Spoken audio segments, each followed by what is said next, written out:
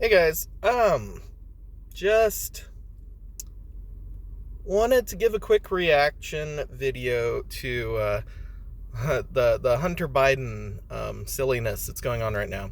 So on the one hand, yeah, I think it's good in progress that they're admitting that he did something and that they have evidence that they should be charging him for something.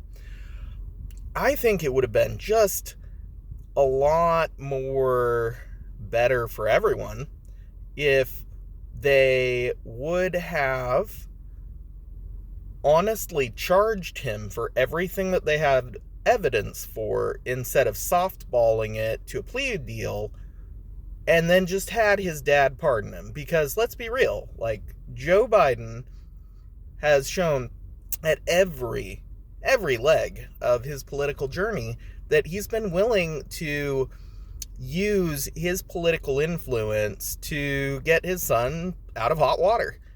And that's not even something that I'm deeply opposed to, on in the sense that, like, hey, if it's legal and you're going to do it and you're going to, let people vote the way that they do in response to that. Again, as long as it's legal, and, like, realistically, Joe Biden pardoning Hunter Biden for every freaking crime that guy has committed, that would be legal, but he'd have to be honest about it. And that's the clincher here. That's what upsets me about this situation, is that they're obligating the system to lie on behalf of, it's like, look, dude, do I personally care?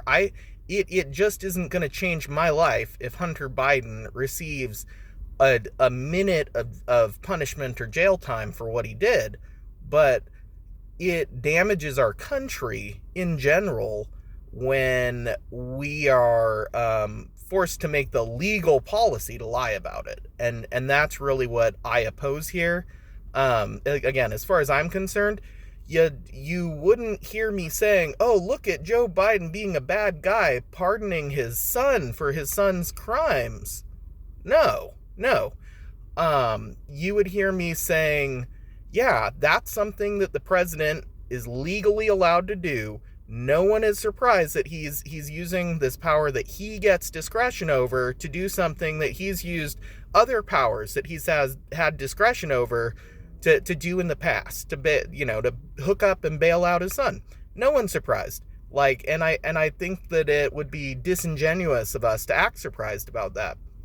I do expect, regardless of what level of conviction, that to the extent that it would get in the way of Hunter's life, then, like, Joe Biden will pardon him. And again, that's not the problem. The problem is being honest about what crimes were actually, that we have evidence that Hunter Biden committed, and we should be charging for all of those. And if we aren't, then the members of the Justice Department that are involved in softballing this, like, they need, and honestly, like Clay and Buck said recently, they finally stumbled upon the same conclusion that my actual preferred candidate for president at the moment, again, I'll certainly vote for Trump if Trump is on the ballot, but I would prefer Vivek Ramaswamy.